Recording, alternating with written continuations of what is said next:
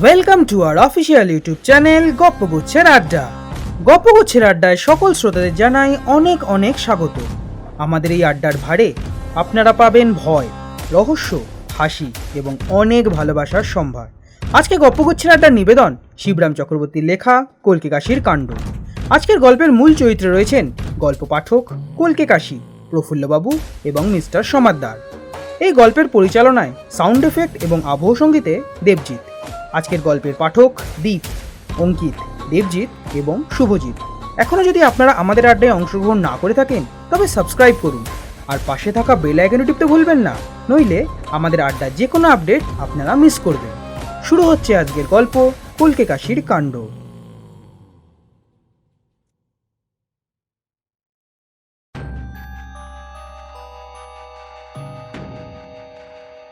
প্রফুল্ল গোড়া থেকেই বিষণ্ণ মেরে আছে।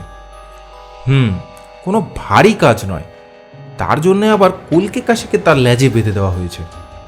হতে পারেন তিনি একজন নামজাদা ডিটেকটিভ। প্রফুল্ল শুনেছিল কোরিয়া অঞ্চলে কলকে কাশীর মতো অত বড় গোয়েন্দা আর নেই।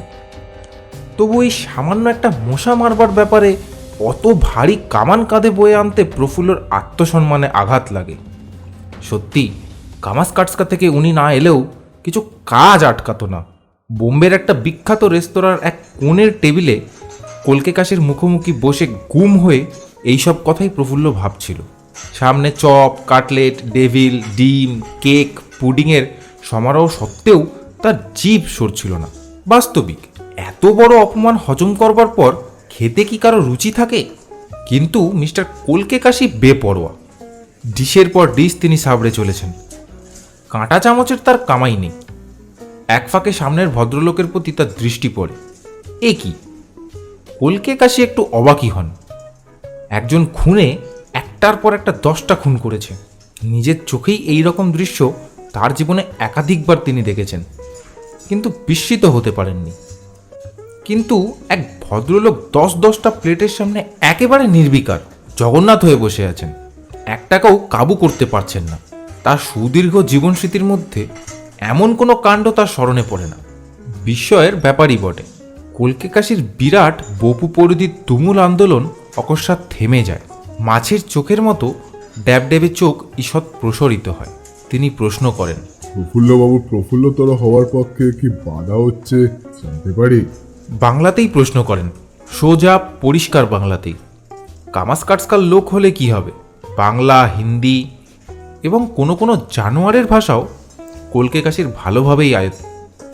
তবে কামাসকাটস্কার ভাষায় তার দখল আছে কিনা বলা যায় না। এ বিষয়ে প্রফুল্ল সন্দেহ থাকলেও পরীক্ষক হওয়ার সাহস তার নেই, কেননা সে নিজেও কামাসকাশিয়ানে অজ্ঞ, দারুণ অজ্ঞ। প্রফুল্ল আরও বেশি গম্ভীর হয়ে যায়। মাথা চুলকাতে চুলকাতে উত্তর দেয়, ভাবনায় মশাই, ভাবনায়। কিরকম গুরুদায়িত্ব মাথার উপরে বুঝতেই তো পারছেন। কলকে কাশী ঘাড় নাড়েন। বুঝতে পারছি বই কি। মিস্টার ব্যানার্জি কবে এসে ভারতবর্ষে পৌঁছাবার কথা, অথচ তিনি কি এক আকস্মিক দুর্ঘটনায় বিলেতে আটকে গেছেন। তিনি আসতে পারলেন না। তার সই করা নমিনেশন পেপার এয়ার মেলে কাল বিকেলে বোম্বে পৌঁছেছে। তার অ্যাটর্নি গলস্টোন কোম্পানির আপিসের জিম্মায় আছে। সেই নমিনেশন পেপার আজই সঙ্গে নিয়ে কলকাতা আমাদের ছুটতে হবে। তবেই 18 তারিখের আগে সেই নমিনেশন পেপার ফাইল হতে পারবে। 18ই হচ্ছে ফাইলিংয়ের শেষ দিন। তা না হলে মিস্টার ব্যানার্জি আর কাউন্সিলে যাওয়া হবে না। বিলেতে মিস্টার ব্যানার্জির আকস্মিক দুর্ঘটনার মূলে কি কোনো রহস্যজনক কারণ আছে বলে আপনি মনে করেন?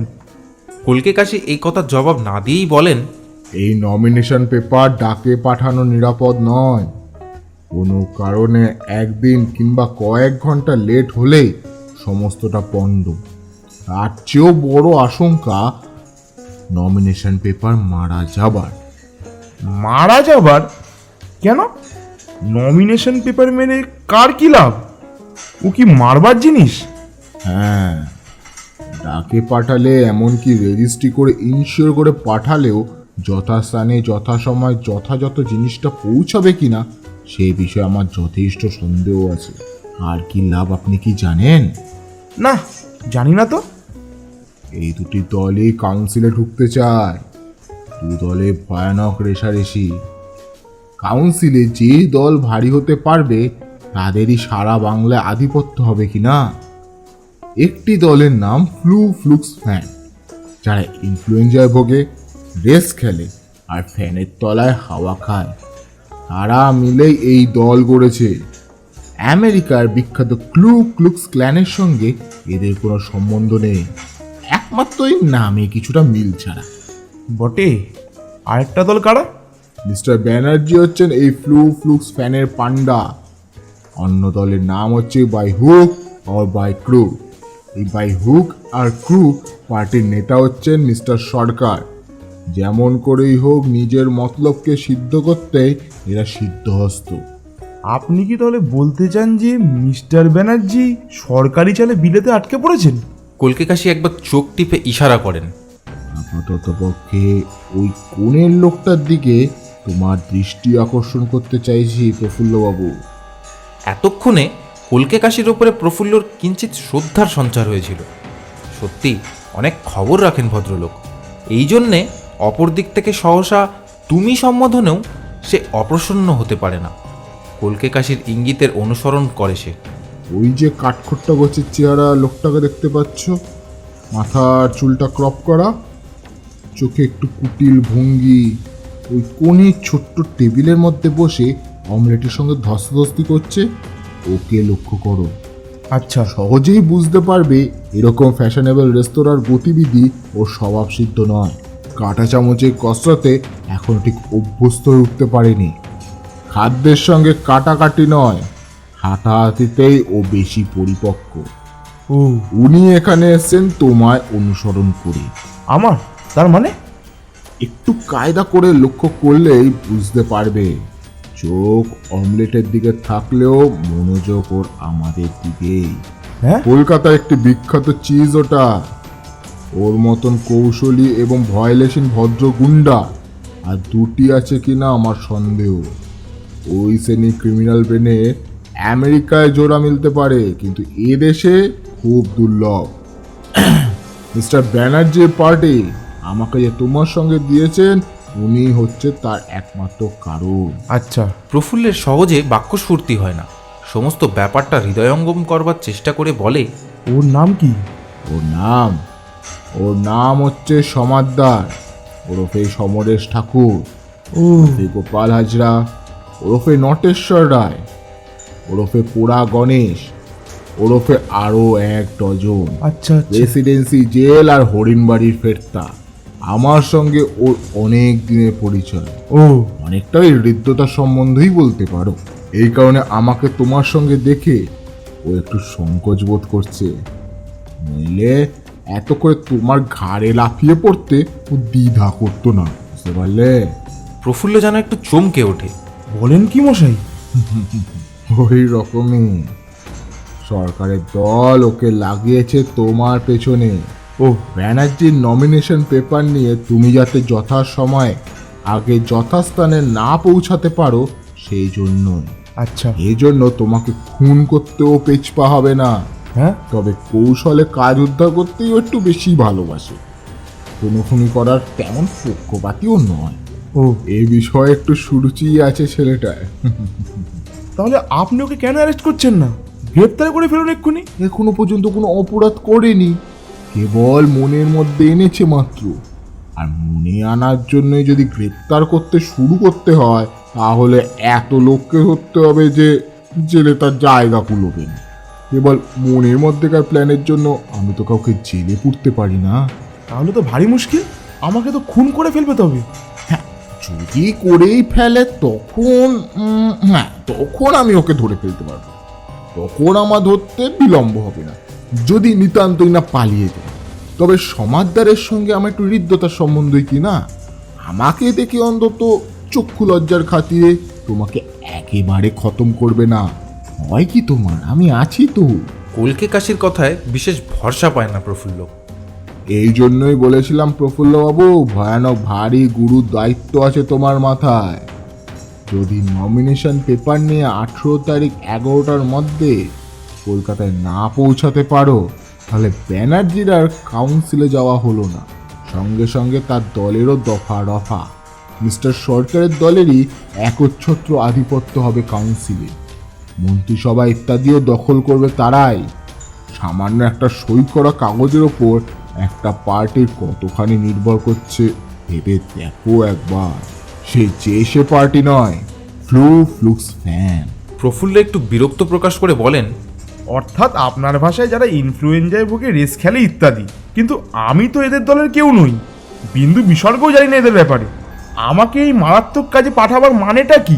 মানে তুমি যে আপিসের কেরানি, তার বড় কর্তা ওই দলের একজন হোমরা চোমরা। তিনি শুধুমাত্র ফ্যানের হাওয়া খান আর অর্ডার করে যান। এইসব কাজে অজ্ঞ এবং আনাড়িকে পাঠানোই হচ্ছে যুক্তিযুক্ত। নারীজ্ঞানওয়ালা লোক অনায়াসে অন্য দলে ঘুষ খেয়ে বুঝতেই পারছো। তাছাড়া তোমার ওপর ওদের একটু বিশ্বাস আছে কি না? এত বড় দায়িত্বপূর্ণ কাজ তোমার উপর দেওয়া, সেটা প্রমাণ হয় নাকি? প্রফুল্ল কোটের হাতা তুলে মাসেল কন্ট্রোল করে কোহলকে কাশিকে দেখিয়ে বলে, আমার গায়েও যথেষ্ট জোর আছে, সহজে কেউ কিছু আমার কাছ থেকে ছিনিয়ে নেবে তা আমি জীবিত থাকতে কেউ পারবে না। এসো, সমাদদারের সাথে তোমার আলাপ করিয়ে দিই। কি ছুতোয় গায়ে পড়ে তোমার সঙ্গে ভাব জমাবে ভেবে কাহিল হয়ে উঠছে বেচারা। ওর সঙ্গে আলাপ? বলেন কি? ক্ষতি কি তাতে? গিলে ফেলবে না তো তোমার? কলকে কাশি প্রফুল্লকে এক প্রকার টেনে নিয়েই চললেন সমাদদারের কাছে।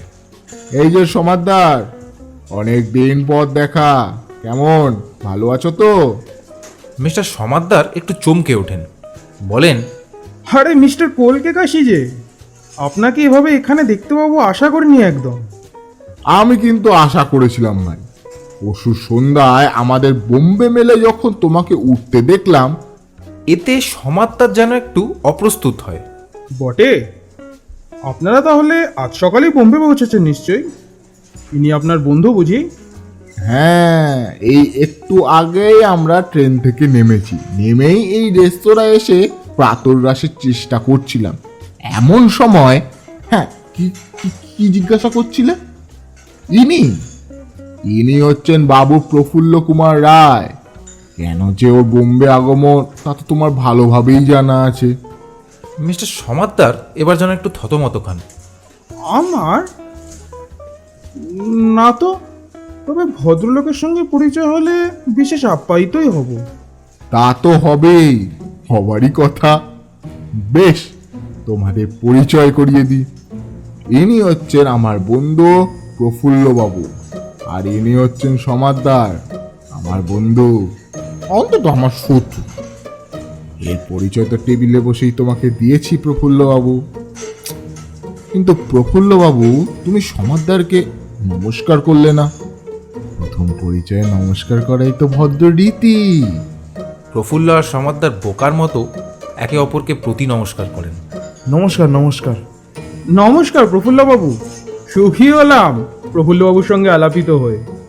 হবেই তো, নিশ্চয়ই। এই জন্য কি কলকাতা থেকে এতটা তোমাকে আসতে হয়নি বলো সমাদদার?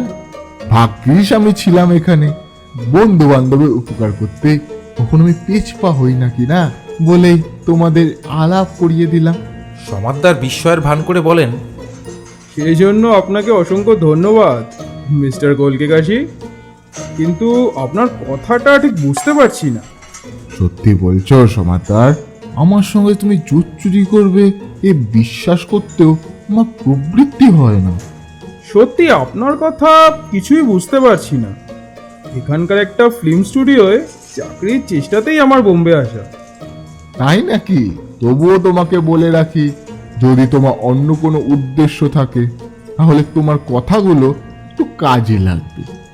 এখান থেকে প্রফুল্লবাবু যাবেন গোল্ডস্টোন কোম্পানির আপিসে। সেখানে তার কি একটা কাজ আছে, আমি অবশ্য ওর সঙ্গে যাচ্ছি না। আর একটা জরুরি খবর তোমায় দিয়ে রাখি, আমরা উঠেছি তাজমহল হোটেলে। তারপর আজ রাতের গাড়িতেই আমরা ফিরছি কলকাতায়। আচ্ছা, এখন আসা যাক। হোটেলেই আমাদের সাক্ষাৎ হচ্ছে আশা করি। হতভম্ব সমাদদারের কাছ থেকে দুজনে বেরিয়ে আসেন। প্রফুল্ল অসন্তোষ প্রকাশ করে বলেন, মিস্টার কলকে কাশি, আপনি একজন খুব বড় গোয়েন্দা হতে পারেন। বাবা, একদম না, একদম না। এই বরাতে চড়ি তো করে খাচ্ছি মশাই। কিন্তু আপনি কি ওকে অনেক গুপ্ত সংবাদ দিয়ে দিলেন না? কাকে? সমাদদারকে? কিরকম? এই আমার গলস্টোন অফিসে যাবার খবর এবং তাজমহল হোটেলে উঠবার খবর, তারপর আজ রাত্রেই কলকাতা মেলে ফেরা। কেন, কি হয়েছে তাতে? ওর কত কষ্ট লাঘব হয়ে গেল বলো তো। বেচারাকে এসব খুঁজে বের করতে আর হাঙ্গামা পোয়াতে হবে না। প্রফুল্ল নিজের বিরক্তি চাপতে পারে না। সেটা কি খুব ভালো হলো? বুঝতে পারছো না? যতই ওকে কম হাঙ্গামা পোয়াতে হবে, ততই বেশি ভাববার সময় পাবে ও। আর যতই ও ভাবতে পারবে, ততই নিজের কাজ মাটি করবে। তা কি জানো? অতঃপর প্রফুল্ল কলকে কাশির কাছে বিদায় নিয়ে একটা ট্যাক্সিতে চেপে বসে। একটু পরেই আরেকখানা ট্যাক্সি প্রফুল্লর গাড়ির পিছু নেয়। এই ট্যাক্সিটা মিস্টার সমাদ্দারের। পর মুহূর্তেই আরও একখানা গাড়ি দূর থেকে দুজনের অনুসরণ করে চলে। এই গাড়িতে আর কেউ নয়, স্বয়ং শ্রীযুক্ত কলকে কাশী মহাশয়। তিনখানা গাড়ি অনেক ঘুরে ফিরে শহরের উপকণ্ঠে এসে উপস্থিত হয়, চারধারে বাগানে ঘেরা প্রকাণ্ড এক বাড়ির ফটকে। গার্লস্টোন কোম্পানির বড় সাহেবের রেসিডেন্স ওটা। প্রফুল্লর গাড়ি ফটকের ভেতরে ঢোকে। একটু দূরেই সমাদদারের গাড়ি থামে। কলকে কাছির গাড়ি দ্বিতীয় গাড়ির পাশ দিয়ে যেতে যেতে অকস্মাৎ যেন থেমে যায়। গাড়ি থেকে নেমে কলকে কাছি সমাদদারকে বলেন, সমাদদার মশাইকে এখানে এই অবস্থায় দেখবো আশা করতে পারিনি তো। সমাদদার থতমত খায়। এই একটু শহর দেখতে বেরিয়েছি, অবাকে তো বটে। শহর দেখতে? শহরের বাইরে? মন্দ নয়। ফিল্ম আর্টিস্টের কাজটা তোমার পাকা তাহলে সমাদদার। আমিও তাই আন্দাজ করেছিলাম। যাচাই করে নিতেই এত দূর আসা। যাক, আমার কাজ আছে, শহরেই আমি ফিরলাম। হ্যাঁ, হয়তো তোমার জানাই আছে, তাও খবরটা তোমাকে দিয়েই রাখি। এই বাড়িটা হলো গোল্ডস্টোনের রেসিডেন্স। ব্যানার্জির নমিনেশনের কাগজপত্র আনতে প্রফুল্লবাবু ওইখানেই গেছেন। দেখো চেষ্টা করে যদি তোমার বরাত খুলে যায়। বন্ধু বান্ধবের শুভকামনা করাই আমার দস্তুর, কি না? জানোই তো। কলকে কাশির গাড়ি মুখ ঘুরিয়ে নেয়। যে পথে এসেছিল সেই দিক দিয়েই ফিরে চলে। মিস্টার সমাদ্দার কোনো জবাব দিতে পারে না। তারপর আরও 1 ঘন্টা মিস্টার সমাদ্দারকে অপেক্ষা করতে হয়। অবশেষে প্রফুল্লর গাড়ি বাইরে বেরোয়। সমাদ্দারের আবার অনুসরণ। প্রফুল্ল ট্যাক্সি এসে দাঁড়ায় তাজমহল হোটেলের সামনে। সমাদ্দারেরও তাই। প্রফুল্ল নেমেই ট্যাক্সিওয়ালার পাওনা চুকিয়ে শটান 13 নম্বর ঘরে ঢুকেই খিল আঁটে। সমাদ্দার গিয়ে ম্যানেজারের সঙ্গে কি একটা যেন বন্দোবস্ত করে। প্রায় ঘণ্টাখানেক পরে কলকে কাশি আসতেই প্রফুল্ল রুদ্ধ নিঃশ্বাসে ছুটে যায়। সর্বনাশ হয়েছে মিস্টার কলকে কাশী। কলকে কাশি কিছুমাত্র বিচলিত হন না। কি সর্বনাশ! সমাদদার এসে উঠেছে এখানে, আমাদের পাশে 12 নম্বর ঘরে।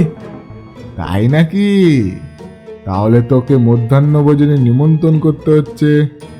আমিও ওর শুভাগমন আশা করেছিলাম। আজকে আপনারা শুনছেন গপ্পগুচ্ছের আড্ডার নিবেদন শিবরাম চক্রবর্তী লেখা কলকে কাশীর কাণ্ড। এখনও যদি আপনারা আমাদের আড্ডায় অংশগ্রহণ না করে থাকেন, তবে সাবস্ক্রাইব করুন আর পাশে থাকা বেল আইকন টিপতে ভুলবেন না, নইলে আড্ডার যে কোনো আপডেট আপনারা মিস করবেন। তাহলে আবার শুরু করা যাক।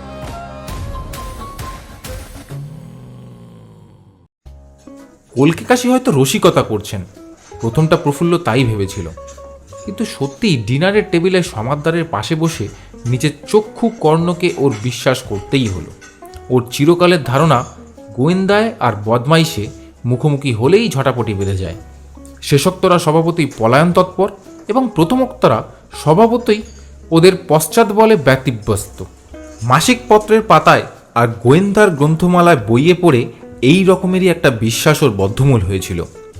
কিন্তু এখন ওদের পরস্পরকে অন্তরঙ্গের মতো কথাবার্তা বলতে দেখে তার সে ধারণা দস্তুর মতো টলে গেল। মধ্যাহ্নভোজ প্রফুল্লর মাথায় উঠে গেল। সে মাঝে মাঝে তার কোটের বুক পকেটে হাত দিয়ে গুরুতর বস্তুটির অস্তিত্ব অনুভব করতে লাগলো। যে কাগজের টুকরোটির ওপর একটি পার্টির ভবিষ্যৎ নির্ভর করছে, তাকে সে যত্নের সঙ্গে কোটের লাইনিংয়ের মধ্যে সেলাই করে রেখেছে। জিনিসটা সেখান থেকে অকস্মাৎ উড়ে যাওয়ার কথা নয় কিছুতেই, তবু সে বারবার পরীক্ষা করে নিজেকেই যেন ভরসা দিতে চাইছিল। ওর হস্তচালনা কলকে কাশির নজরে পড়ে একবার। তিনি মনে মনে হাসতে থাকেন। ভয় নেই প্রফুল্লবাবু, ভয় নেই। ও নিরাপদেই আছে এবং থাকবেও। যদি না তোমার কোট তুমি খুয়াও। কলকে কাশির কথায় প্রফুল্লর ভারী রাগ হয়, তার মুখ লাল হয়ে ওঠে। আমি কি কোনো গুপ্ত কথা ফাঁস করে দিলাম নাকি প্রফুল্লবাবু? মোটেই না। সমাদদার জানতো যে কোথায় তুমি নমিনেশন পেপার রেখেছো। সমাদদার জানতে না? সমাদদার সম্মতিসূচক ঘাড় নাড়ে। নিশ্চয়। কোর্টের লাইনই ওখানেই তো রাখবার জায়গা। সকলেই রাখে এবং সকলেই তা জানে। গোয়েন্দা এবং বদমাইশ দুজনে মিলে অকপটে হাসতে থাকে। প্রফুল্ল ভারী মুচড়ে যায়। হতে পারে কোর্টের লাইনিংয়ের মূল্যবান কাগজপত্র রাখার একমাত্র জায়গা, এবং সকলেই তা জানে। তবু কি দরকার ছিল মিস্টার কলকে কাশির সমাদদারকে এই খবরটা দেবার? বরং যাতে সমাদদারের মনে এরকম সন্দেহ না জাগে, বা জেগে থাকলেও তা দূর হয়, সেই চেষ্টা করাই কি তার উচিত ছিল না?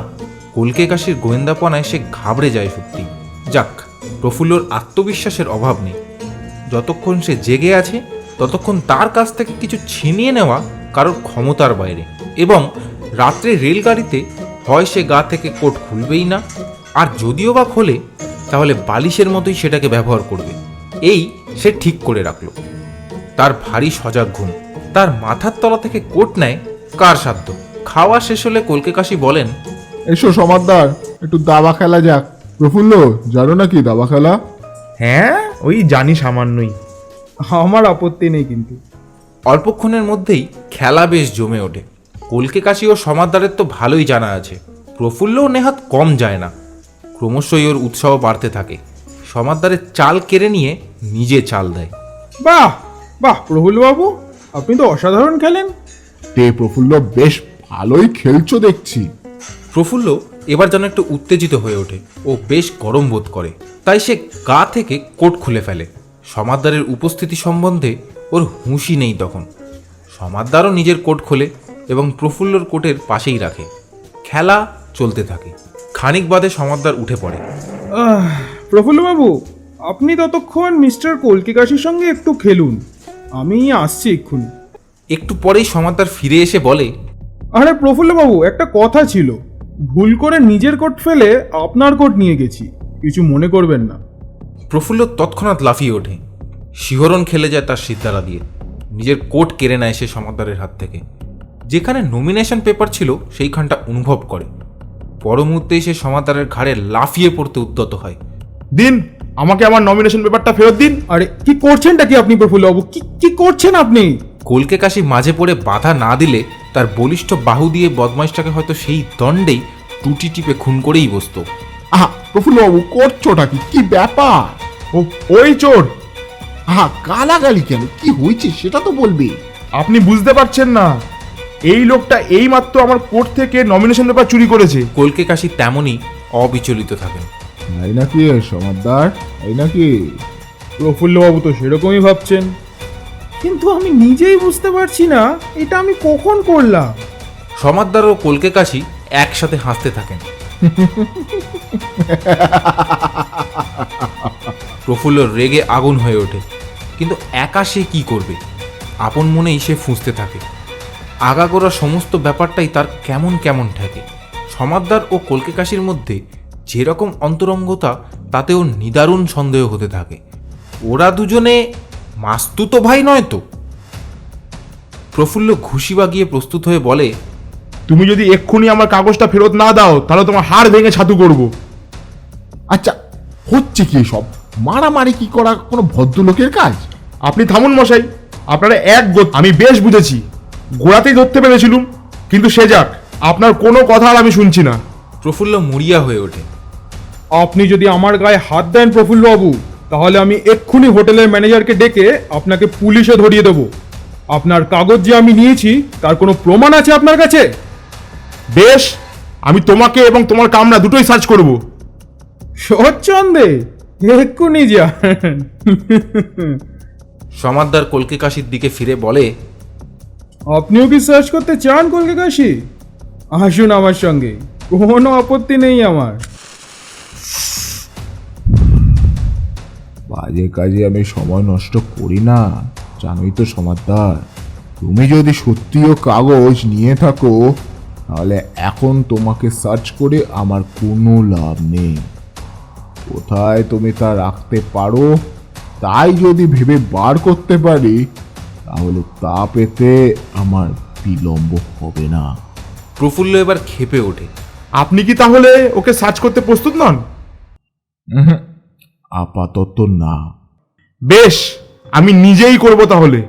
প্রফুল্ল সমাদরের ঘরে যায়, ওর আপাদমস্তক অনুসন্ধান করে, সবগুলো জামার ভিতরে বাইরের সমস্ত পকেটে হাত রায়, কোটের যাবতীয় লাইনিং পরীক্ষা করে। অবশেষে মুহ্যমানের মতো যখন নিজের কামরায় ফেরে তখন কলকে কাশি জানলার গড়াদের ফাঁক দিয়ে সিগারেটের ধোঁয়া ছাড়ছেন।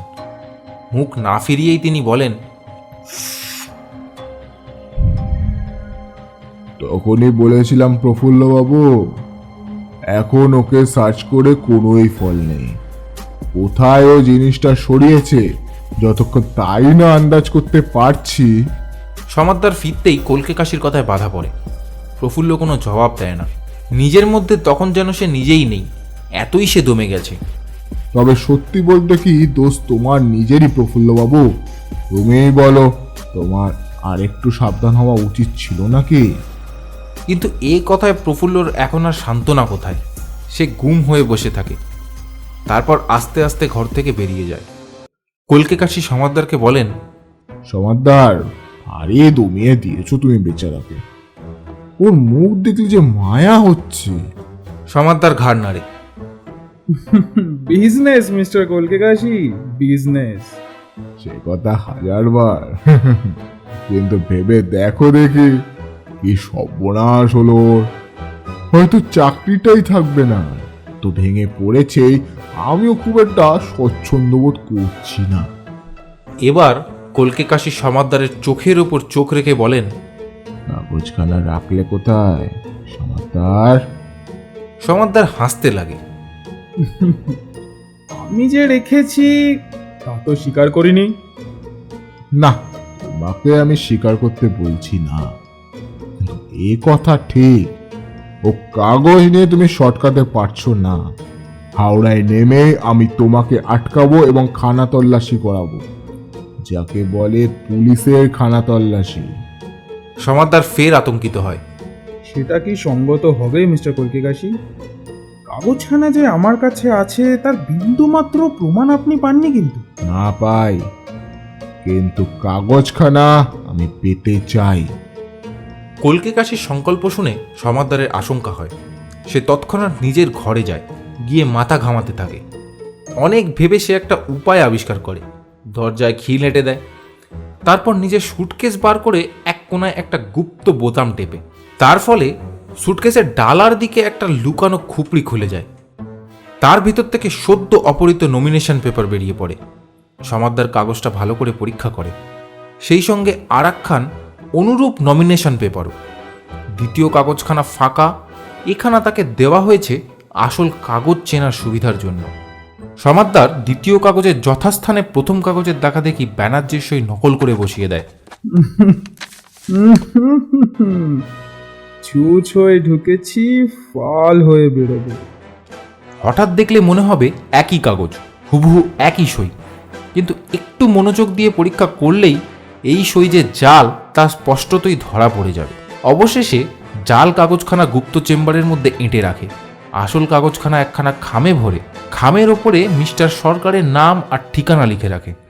কাগজটা সঙ্গে করে নিয়ে যাওয়া নিরাপদ নয় দেখে রেজিস্ট্রি করে পাঠানোই সে উপযুক্ত মনে করে। ডাকে গেলেও তার সঙ্গে সঙ্গেই কলকাতায় পৌঁছাবে এবং একেবারে তার নিয়োগকর্তার হাতেই, সুতরাং তার অসুবিধের কিছু নেই। তারপর দরজায় তালা লাগিয়ে কাছাকাছি পোস্ট অফিসের উদ্দেশ্যে সে রওনা দেয়। এ কি, সমাদদার যাচ্ছে কোথায়? প্রফুল্ল ঘরে ঢোকে, আপন মনেই যেন বলে, দরজায় তালা লাগিয়ে সমাদদারকে বেরিয়ে যেতে দেখলাম। তাই নাকি? কলকে কাশি সিগারেটের সামান্য অবশেষটা ফেলে দিয়ে চট করে উঠে পড়েন। তাহলে তোর ঘরটা একবার তল্লাশ করতে হয়, এই তো সেরা সুযোগ। সব খোল চাবির সাহায্যে সহজেই তালা খুলে যায়। প্রফুল্লকে নিয়ে তিনি ঢোকেন। কোথায় কোথায় তুমি খুঁজেছিলে? তদুত্তরে প্রফুল্ল তার অনুসন্ধান বৃত্তান্ত প্রকাশ করে। ওই তো ওর কোর্টের পকেট, আলমারি, সুটকেস এবং বিছানার তলা সব জায়গায় প্রায় সার্চ করে দেখেছি। এই সুটকেসটা দেখেছিলে? হ্যাঁ, ওর ভেতরেও দেখেছি, কিন্তু ওতে তো কিছু পেলাম না। দেখেছো ঠিকই, কিন্তু আরেকবার দেখা যাক। কলকে কাশি সুটকেসটাকে উন্মুক্ত করেন। ভিতরে যা কিছু জিনিসপত্র সব তার পায়ের কাছে উজাড় হয়। দেখলেন তো, আমি বললাম ওতে নেই কিছু। কলকে কাশি ওর কথায় কান দেন না। খুঁজতে খুঁজতে সেই গুপ্ত বোম আবিষ্কৃত হয়। পেয়েছি প্রফুল্লবাবু, পেয়েছি, এতক্ষণে পেয়েছি। কি? এই দেখো। চাবি টিপতেই সেই লুকানো ডালা ব্যক্ত হয়। তার মধ্যে একটা লম্বা খামটা না খুলেই তিনি প্রফুল্লের হাতে দেন। এই নাও, কিন্তু সাবধান, আর যেন খোয়া না যায়। প্রফুল্ল কম্পিত হাতে খামটা খোলে। কাগজখানা দেখেই সে লাফিয়ে ওঠে। তারপর দু হাতে কলকে কাশির একখানা হাত চেপে ধরে।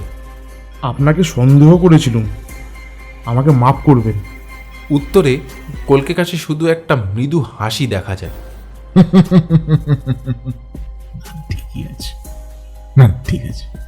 সমস্ত জিনিস যথাযথ রেখে তেমনি তালা এঁটে তারা বেরিয়ে আসেন। সমাদদার হোটেলে ফিরে নিজের ঘরে ঢুকেই তৎক্ষণাৎ ছুটে আসে কলকে কাশির কাছে। এটা কি আপনার ভালো কাজ হলো মশাই? আমার অবর্তমানে আমার ঘরে গিয়ে আমার সুটকেস খুলে। সমাদদার, আমরা এই যে তোমার সুটকেস খুলেছি, তার কি প্রমাণ তুমি পেয়েছো? প্রমাণ ছাড়া তো তুমি তো চলো না সমাদদার। প্রফুল্ল এতক্ষণে মন খুলে হাসতে পারে। কি মশাই, কেটটা পেলেন তো? সমাদদার গজরাতে থাকে, ভয়ানক রাগের ভান করে, কিন্তু সে নিজেও মনে মনে হাসতে থাকে। আর মিস্টার কলকে কাশি, তার মুখে হাসি দেখা যায় না। সমাদদার চলে গেলে প্রফুল্ল মুখ খোলে। একবার বাগাতে পেরেছে, আর পারবে না। এ কোট আর আমি গা থেকে খুলছি না, রাত্রেও না। থেকে শেখা, ভয়ানক শেখা প্রফুল্লবাবু, এবং একবারই একটা মানুষের পক্ষে যথেষ্ট। আচ্ছা মিস্টার কলকে কাশি, সুটকেসটায় যে একটা গোপন খুপড়ি আছে, আপনি বুঝলেন কি করে? তোমার কোটের লাইনিং আছে যেমন করে সমাদদার বুঝেছিল, ও থাকতেই হতো। তোমার কি ডিটেকটিভ উপন্যাস পড়া একেবারেই অভ্যাস নেই প্রফুল্লবাবু? প্রফুল্ল নিজের বিদ্যাবত্তা জাহির করতে লজ্জা পায়। একেবারেই যে এক আধখানা ওর পড়া নেই তা নয়, তবু সে সসংকোচেই বলে, এবার থেকে পড়বো কিন্তু। কলকাতা ফেরার পরের দিনই কলকে কাশি সমাদদারের আড্ডায় গিয়ে আবির্ভূত হন। আসতে পারি ভেতরে? আরে আসুন আসুন মিস্টার কলকে কাশি, আমার কি সৌভাগ্য আপনি এসেছেন। কলকে কাশি জিজ্ঞাসা করেন, সরকারদের কাছ থেকে টাকাটা পেয়ে গেছো তো? হ্যাঁ, কালই দিয়ে দিয়েছে, নগদ 5,000 টাকা। কেন, কি হয়েছে তার? না, এমন কিছু না। কলকে কাশি তার হাত ঘড়ির দিকে তাকান। এখন 10টা বাজে, আর 1 ঘন্টা পরেই প্রেসিডেন্সি কোর্টে নমিনেশন পেপার দাখিল হবে কিনা তোমাকে আমি একটা পরামর্শই দিতে এসেছি, বন্ধু হিসেবেই ঠিকই। এখান থেকে নামে নামে কেটে পড়ো। কেটে পড়বো আমি? কেন? কেন? সরকারদের পার্টির কাছ থেকে যে ফাঁকি দিয়ে টাকাটা নিয়েছো, ওদের হাতে তো খুনে কুন্ডা তো কম নেই। যাদের তুলনায় তুমি একটা আস্ত দেবদূত ছাড়া কিছুই নও। সমাদদার এবার হাসে। ফাঁকি দিয়ে টাকা নিয়েছি কিরকম? আপনি কি এখনো বুঝতে পারেননি মিস্টার কলকে কাশি? আমার সুটকেস থেকে যে কাগজটা আপনি বের করে নিয়েছিলেন, সেটা আসলে জাল সই করা। কলকে কাশির গলার স্বর ভারী গম্ভীর। আগাগোড়ায় তা আমি জানতাম। তবে আসলে একটা কথা তুমি নিজেই এখনো বুঝতে পারোনি সমাদদার, প্রফুল্ল পকেট থেকে যে কাগজ তুমি বাগিয়েছিলে, তাও জাল ছাড়া অন্য কিছু ছিল না। এবার সত্যি চমকে ওঠে মিস্টার সমাদদার। হ্যাঁ, কি বলছেন কি আপনি? তাই নাকি? নিশ্চয়ই। যে সময় তুমি সেই বাগান বাড়ির গেটে প্রফুল্লর জন্য অপেক্ষা করছিলে, সেই সময় আমি শহরে ফিরে গার্লস্টোন কোম্পানি অফিস থেকে আসল কাগজখানা হস্তগত করি। স্টেশনে নেমে গোল্ডস্টোন সাহেবকে ফোন করে আমি সব ব্যবস্থা করে রেখেছিলাম, যাতে সাহেবের বাড়ি থেকে প্রফুল্লকে একখানা নকল পেপার দেওয়া হয়। এখন সব বুঝতেই পারছো, যাতে তোমার নজর আমার দিকে একেবারেই না আসে, তার জন্যই আমার এত কাণ্ড করা, প্রফুল্লকে সঙ্গে নিয়ে যাওয়া এবং সব কিছু। অমন মূল্যবান কাগজ আমি নিতান্ত অবহেলা ভরে আমার এই কোটের পকেটে করে নিয়ে এসেছি। ইচ্ছা মতন জামা খুলেছি, রেখেছি, তুমি তা গুণাক্ষরও জানতে পারোনি, প্রফুল্লও তা জানে না, কোনোদিন জানবেও না। যাক, বেচারা আনন্দেই আছে, ওর বেতনও বেড়ে গেছে শুনলাম। কিন্তু সমাদদার, তুমি নামে নামে কেটে পড়ো, নইলে ওই ভদ্রগুন্ডাদের হাত থেকে মার নিস্তার নেই। কলকে কাশির কাণ্ডে সমাদদার প্রায় নাজেহাল হয়ে গেল। এতক্ষণ শুনছিলেন শিবরাম চক্রবর্তীর লেখা কলকে কাশির কাণ্ড। গল্প পাঠে দীপ, কলকে কাশির ভূমিকায় দেবজিৎ, মিস্টার সমাদদারের ভূমিকায় শুভজিৎ এবং প্রফুল্লবাবু অঙ্কিত। যদি আপনাদের গল্পটি ভালো লেগে থাকে বা কোনো পরামর্শ দিতে চান, তবে অবশ্যইভাবে আমাদের কমেন্ট করে জানাবেন আর সাবস্ক্রাইব করে পাশে থাকা বেল আইকন টিপতে ভুলবেন না। তাহলে আজ এই পর্যন্তই। নতুন গল্প নিয়ে আবার গপ্পগুচ্ছের আড্ডা হাজির হবে আগামী সপ্তাহে রবিবার ঠিক সন্ধ্যে 6:30টায়। Till then, goodbye, happy listening.